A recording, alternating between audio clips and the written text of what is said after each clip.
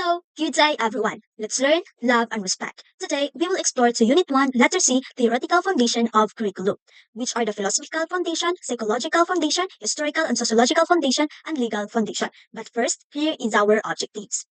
Now, we will go first to Physiological Foundation. This means that physiological foundation are based on what we believe is real, what we think we know, what things we think are good or important. These ideas help us decide what kids should learn in school, how teachers should teach them, and how schools should be set up. Here are the four major educational philosophy. The first one is perennialism. This means that perennialism gets its idea from famous thinkers like Plato, Aristotle, and Aquinas. It believes that it's important to learn about ideas, knowledge, and culture that have been important throughout history. This means that the teacher is the most important person in the classroom, and they guide the students' learning. The next one is the essentialism. Essentialism is a way of thinking about education that focuses on teaching the most important things that everyone should know. This means that what students like to do or big problems in real world are not as important as learning the basic things. It's like learning what really is essential.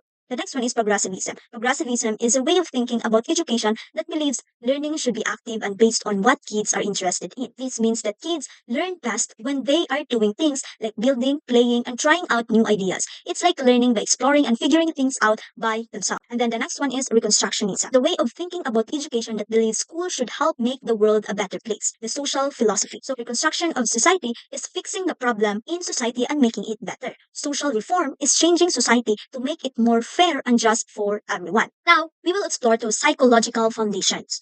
Psychological foundations are like the ideas from the study of the mind that help us understand how people learn. This means that the people who make the plans for what to teach in school need to use what we know about how people learn to make sure the lessons are effective. Here are the psychological perspective influencing curriculum and their proponents. The first one is the behaviorism. Behaviorism is an idea about learning that says we learn by doing things over and over again until they become habits. Manipulation of stimulus equal desired response. So for example, if a teacher gives you a sticker, that is a stimulus. For answering a question correctly, you might want to answer more questions correctly, and that is a desired response. Ivan Pavlov came up with the idea called classical conditioning, which is about learning by connecting things together. So before any learning happens, a dog naturally drools or salivate when it sees food. The food is called the unconditioned stimulus because it automatically causes the drooling. The bell doesn't normally make a dog drool. It's called a neutral stimulus because it doesn't cause any special reaction. During the conditioning, you rang the bell every time you gave the dog food. After a while, the dog started to connect the bell with the food. Now, just ringing the bell makes the dog drool, even if there's no food. The bell has become a conditioned stimulus because the dog has learned to drool when it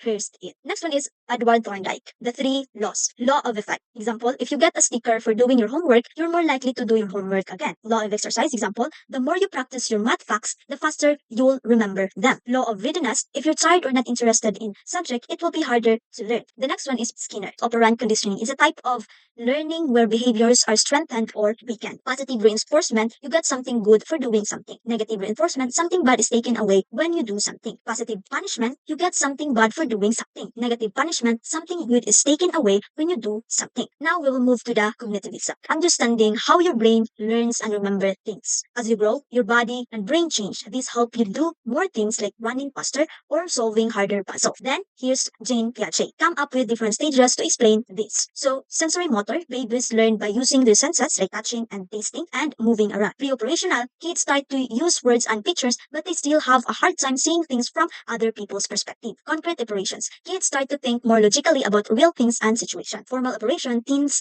can think about abstract ideas and solve problems in their heads. And then George Miller. George Miller was a scientist who studied how our brain take in and remember information. Information process approach. Stimuli are things that you see, hear, smell, taste, or touch. Sensory memory, it is like a very short-term memory. It holds information for just a few seconds. Attention is when you focus something. It's like choosing what information is important. Working memory is like your brain's workspace. It holds information you're actively using. Rehearsal, it is like practicing something to remember it better. Encoding, it's how you turn information into something your brain can store. Retrieving, it's how you get information out of your memory when you need it. Long-term memory, this is like your brain's hard drive. It stores information for a very long time and then forgotten. Sometimes information is lost from sensory memory or working memory if you don't pay attention to it or rehearse it. Now we move to constructivism. Constructivism is saying that learning is like building your own knowledge piece by piece. Constructivism helps you become a better learner by letting you take charge of your own own learning and think more deeply about things. GNPLJ. This is how you build your knowledge. Simulation. Adding a new knowledge. Accommodation. Building a new knowledge. Here's Lee Vygotsky. Zone of proximal development, where you can learn with a little help from someone else. And then the ZAD or zone of achieved development, where the learner is right now. Now we move forward to Humanisa. It's like remembering that everyone is a person with feelings, thoughts, and things that makes them happy or sad. If you're happy and excited, learning can be easier. But if you're sad or scared, it can be harder to focus. Then here's Abraham Maslow. He said that you need to have the basic needs to meet first, like food, water, and feeling safe. Then you can worry about learning and being creative. So here is the Maslow hierarchy of needs. Then Carl Roger. Client-centered therapy. It is a way of helping people by listening to them and supporting them. Learner-centered classroom. So the teacher should help students learn by letting them explore and discover things for themselves. Now, we will explore to historical-sociological foundations. So this is about how we learn in school has been shaped by history and society, especially in the Philippines. What people thought was important to learn in the school depend on what was happening in the country at that time. 5K motives, which is the religion, politics, utility, mass education, and excellence in education. Now we move forward to historical progress of the education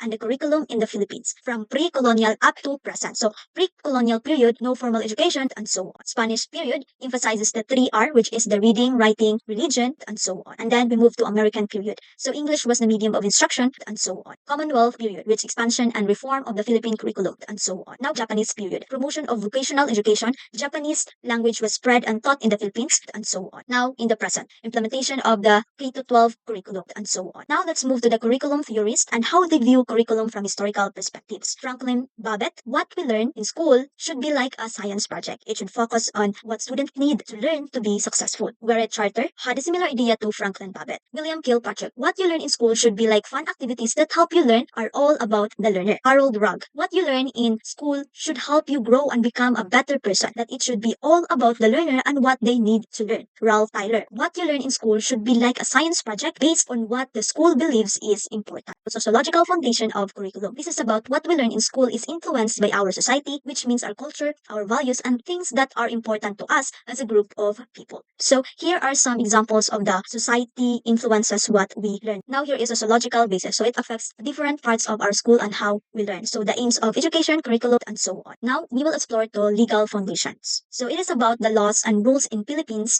affect what we learn in school. The way teacher or curriculum planned what we learn in school designed the lesson, teach you, and check if your learning is all based on laws. So the first law is Article 14, Section 3, Part 1 and 2, 1987 Constitution. This rule says what all schools in the Philippines should teach. They shall carry out the objectives of Philippine education such as the following. Now we move to the Education Act of 1982. This is a law that was made in 1982 about how school in Philippines should work. The law made sure all the school in the Philippines should work together as one big system. The law applies all kinds of school, public school, private school, and whether they teach you in classroom or other ways. We move to Republic Act number 7722, rule made by government, keep things organized and fair. This law is called the Higher Education Act, made by a group called CHED. So CHED is like the boss of the colleges and universities in the Philippines. The three governing bodies as part of this reform and goals of higher education as follows. Then we move to the Republic Act 7796. This law is about helping people learn important skills for job. This law is called Technical Education and Skill Development Act. So TESDA is mandated to integrate and so on. Now we move Public Act number 10533. This law, called the Enhanced Basic Education Act, makes what you learn stronger and add more years to your schooling. You get to learn even more important things. Here is the K-12 program structure. It's like a map of your school journey. Then the standard and principles, which are the learner-centered, inclusive, and so on. Thank you for listening, and I hope you learned something today.